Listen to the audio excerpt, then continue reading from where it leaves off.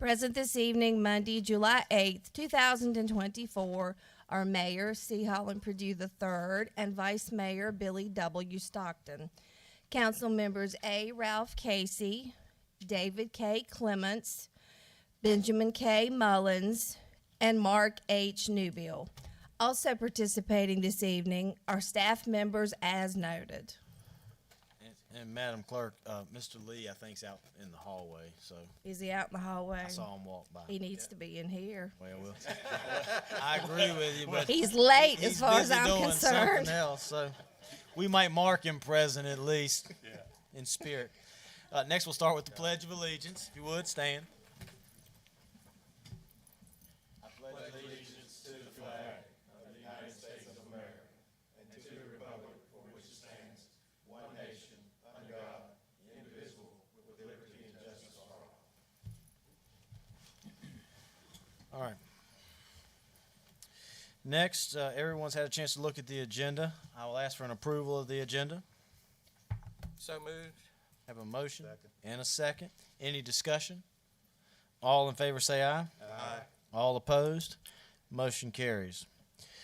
Next, if you would look at the consent agenda, I'll ask for an approval of the consent agenda. So moved.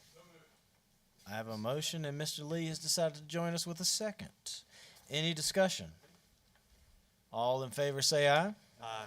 All opposed? The consent agenda is approved. Next, we have two special items tonight. First, the Rocky Mount Lions Club resolution. This is a resolution that I gave to the Rocky Mount Lions Club for their 100th year anniversary. We did that. Mr. Wood and I went 2 weeks? 2 Sundays ago? 2 Sundays ago, and presented them with that. And so we just wanted to acknowledge it because it was kind of short notice, and so we just wanted to acknowledge that it was given. So with that said, we'll move on to Wellness Day and Employee Appreciation Day for the town employees. Mr. Wood will present. So these two events are still being finalized and planned. They will take place in the fall sometime, but just we want to give council a quick update. The wellness event will be kind of a health fair of sorts where we'll have everything from, and I won't get all the details exactly right. Alex and Amy are planning this right now, but from a chiropractor to we'll have flu shots available. That's the timing of why we're doing it in the fall, is to be able to do that. So have some flu shots available. People can get information, and some of the vendors that will participate will actually give discounts too. Like we're going to likely have the Fleet Feet people out of Roanoke will come down, and the Public Works guys are in work boots all day long, and Kevin's guys and Mo's guys, and you're on your feet all day in those work boots. Sometimes they're not the most comfortable, and something as simple as having the right kind of insole in the boot might help out. So we're going to have those kind of things available to try to address everything from feet to mental health to vaccines to everything that people might need, and try to have that all in one day, make that available to employees. And then the other day, the Appreciation Day, will be more of just, we appreciate all the work you do, thank you for doing what you do, and we'll have some food and some other things available for them. And so as we get closer and nail down the dates and times, we'll make sure and share that with council in case any of you want to be here. Any questions for Mr. Wood on that? And you don't need any action on that? Nope. No. Very good. Next, we have the hearing of citizens. We have one citizen signed up tonight, Ms. Glenna Moore.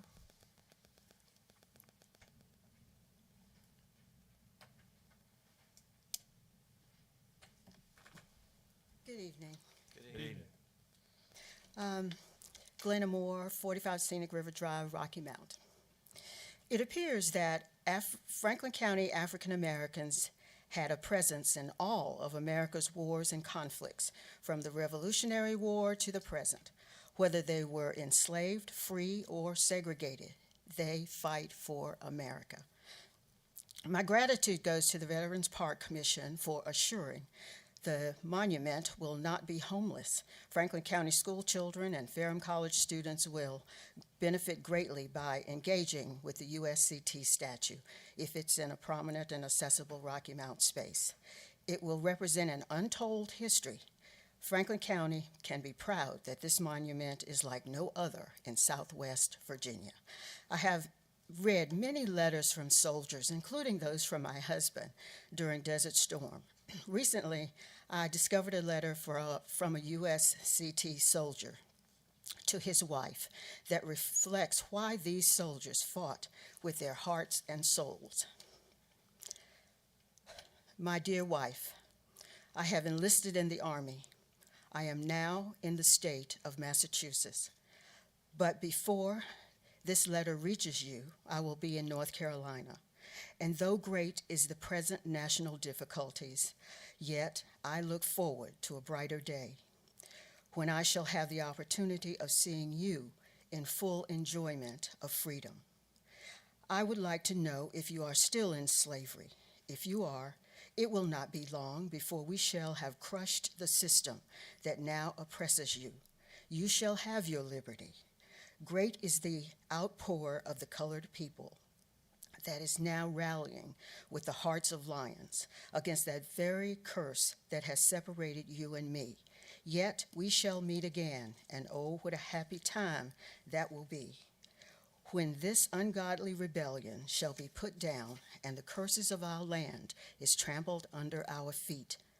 I am a soldier now, and I shall use my utmost endeavors to strike at the rebellion and the heart of this system that so long has kept us in chains. Write to me just as soon as you get this letter. Tell me if you're still living in the cabin. Tell Lizzie I send her my best respect. I would send you money, but I know it is impossible for you to get it. I would like to see little Jenkins, but I know it is impossible at the present. So know that I remain your affectionate husband until death. Private Samuel Gabble, Massachusetts 55th Colored Volunteer Infantry. Private Gabble survived the Civil War. Afterwards, he returned to Missouri to legally marry his wife, and together they moved to Denver, Colorado. He lived until 1905, when he died of kidney disease. Thank you, Ms. Moore.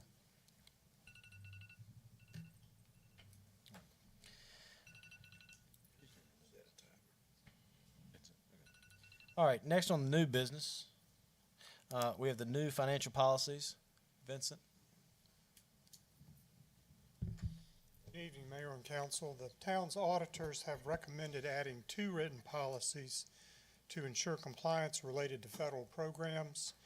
You have those in your packets. Those include the conflict of interest policy and the uniform guidance policy for grant administration. And while we were doing policies, I thought it would be appropriate that we add 2 additional policies. One is the fund balance policy, which formally establishes the different components that make up fund balance for the town, and also recommends a minimum general fund unassigned balance of 20% of the general fund operating revenues at the end of the fiscal year. And then the last policy is a fixed asset capitalization policy, which will outline the dollar limits that we will use to capitalize assets also for our financial statements. So these are sort of policies that we've been formally had in years past, and I felt like it was time to formally present those to you for your approval tonight. Thank you. Thank you. Any questions by council?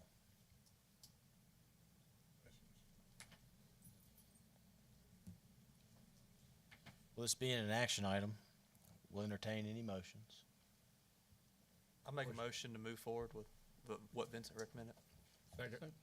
Motion to second on the new financial policies. Any discussion? Hearing none, all in favor say aye. Aye.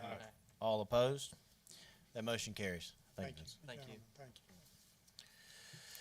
We have a closed session this evening. In order to enter into a closed session, the motion will be to move into a closed session under the Virginia Code section cited as 2.2-3711A.7. Do I have a motion to go into the closed meeting under the cited code? So moved. Second. I have a motion and a second. Any discussion? All in favor say aye. Aye. All opposed? Motion carries. Thank you for attending the meeting. After the closed session, council will resume to the council chambers.